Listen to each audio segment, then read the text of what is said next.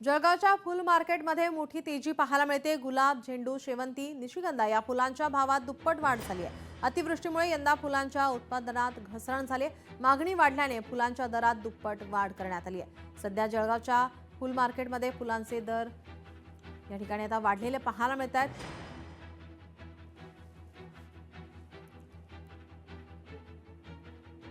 आपण हे दर पाहूयात ग्राफिक्सच्या माध्यमातून। लहान गुलाब हे 400 रुपये शेकडा, मोठा गुलाब 600 रुपये शेकडा, मोठा झेंडू 100 रुपये किलो, शेवंती 200 रुपये किलो, निशिगंधा 400 रुपये किलो।